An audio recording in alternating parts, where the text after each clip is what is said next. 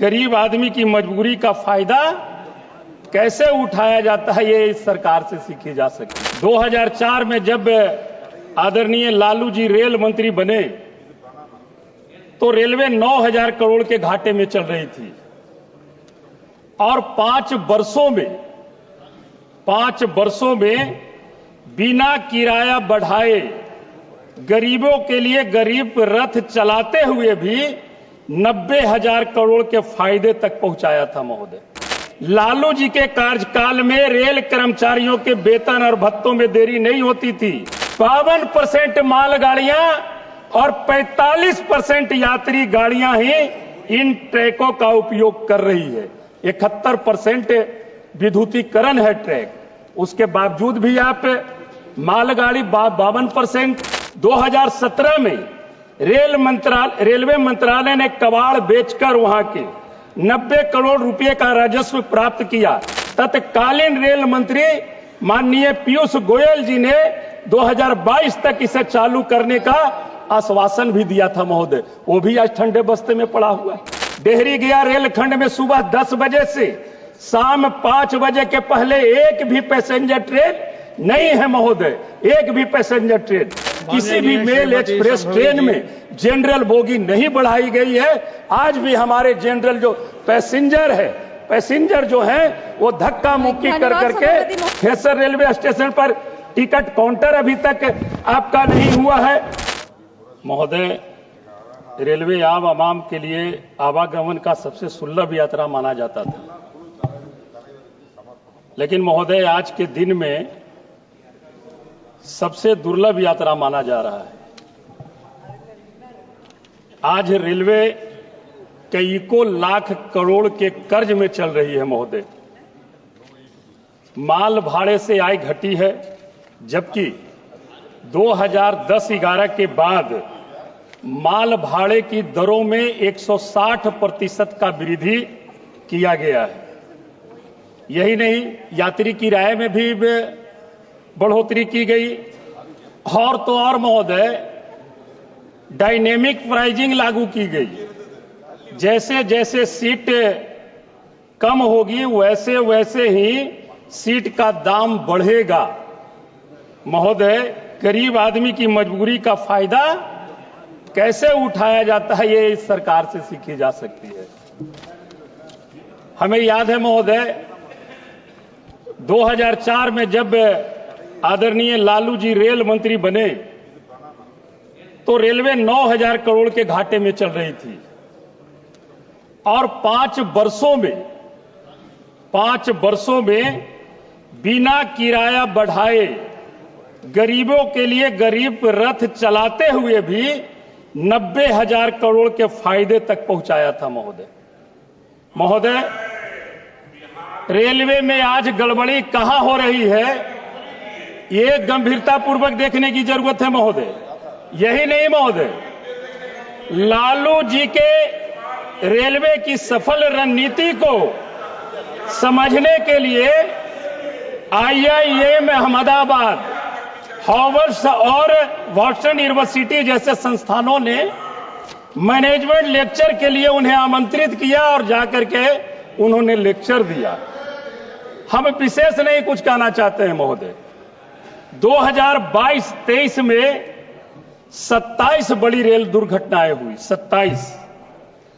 10 वर्षों में कवच सुरक्षा प्रणाली अब तक 1465 किलोमीटर ट्रैक पर ही लागू हो पाई है, जो भारतीय रेलवे नेटवर्क का 2% है। रेलवे की अधिकतर परियोजनाएं विलंब से चल रही है महोदय। 2.5 लाख सुरक्षा केंद्रित पद खाली पड़े हैं, जबकि लालू जी के कार्यकाल में रेल कर्मचारियों के वेतन और भत्तों में देरी नहीं होती थी। बड़े संख्या में नए कर्मचारियों की भर्ती भी की गई। अधिक से अधिक ट्रैक विद्युतीकरण की दिशा में काम किया गया था महोदय। और महोदय आज 71% रेलवे ट्रैक विद्युतीकरण हो चुके हैं, 71%। लेकिन महोदय सिर्फ 52% मालगाड़ियां और 45% यात्री गाड़ियां ही इन ट्रैकों का उपयोग कर रही है। 71% विद्युतीकरण है ट्रैक, उसके बावजूद भी आप मालगाड़ी 52% और 45% यात्री गाड़ी आप इस ट्रैक पर चलाने का काम कर रहे हैं। हम एक दो बातों का ध्यान आकृष्ट कराना चाहते हैं महोदय आपके माध्यम से।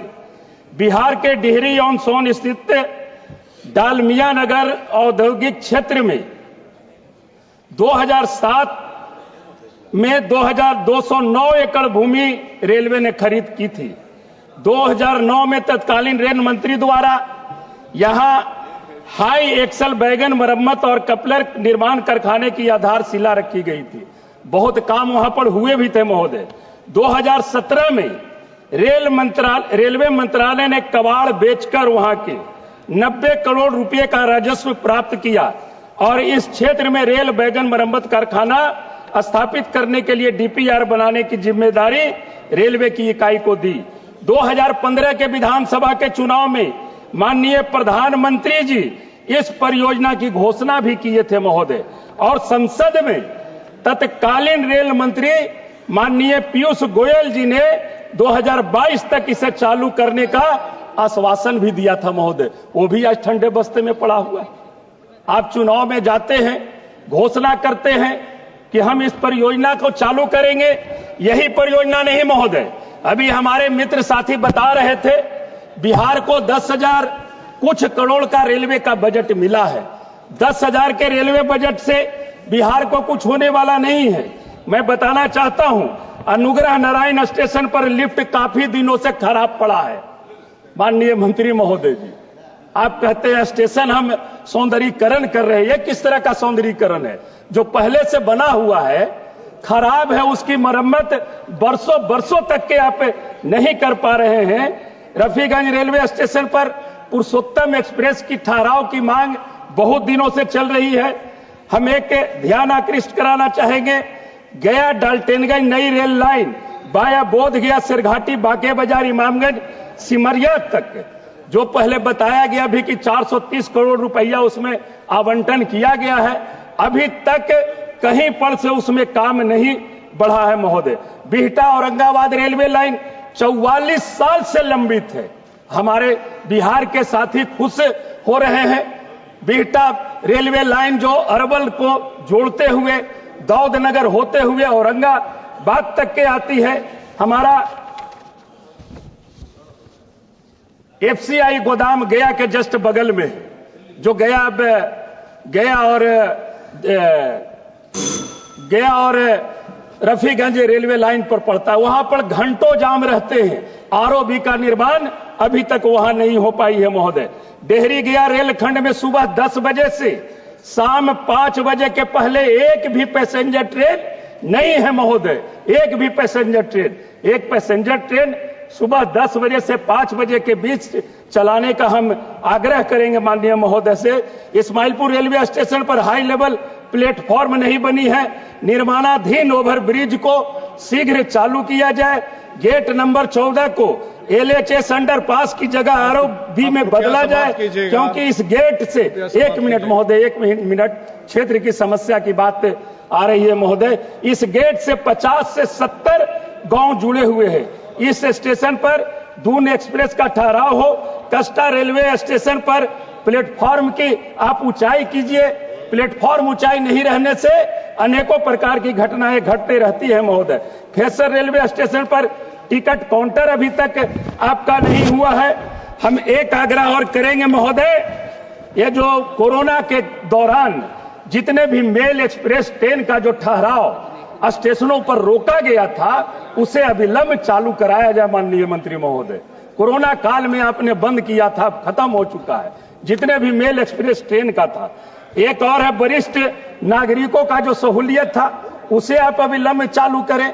दूसरी बात है कि इसके पहले माननीय मंत्री जी ने कहा था, जब वित्तीय बजट पिछले बार चल रही थी रेलवे की, तो मैंने कहा था कि सभी मेल एक्सप्रेस ट्रेन में जनरल बोगी की संख्या बढ़ाई जाए। माननीय रेल मंत्री जी ने भी कहा कि जनरल बोगी की संख्या निश्चित तौर पर बढ़ेगी। अभी तक के उस पर किसी प्रकार का कोई कार्रवाई नहीं हुआ है महोदय। किसी भी मेल एक्सप्रेस ट्रेन में जनरल बोगी नहीं बढ़ाई गई है। आज भी हमारे जनरल जो पैसेंजर जो हैं वो धक्का मुक्की कर करके 24 घंटा। धन्यवाद सभापति महोदय। रेल मंत्रालय से संबंधित अनुदानों की मांगों पर आपने बोलने का अवसर दिया। भारतीय रेल एक ऐसा मंत्रालय है, रेल मंत्रालय, कि आम आदमी का सपना जो है वो भारतीय रेल से होकर के गुजरता है। हम सबकी बचपन की यादें कहीं ना कहीं इससे जुड़ी और हमारा जो सपना है एक भारत श्रेष्ठ भारत, उस सपने को साकार करने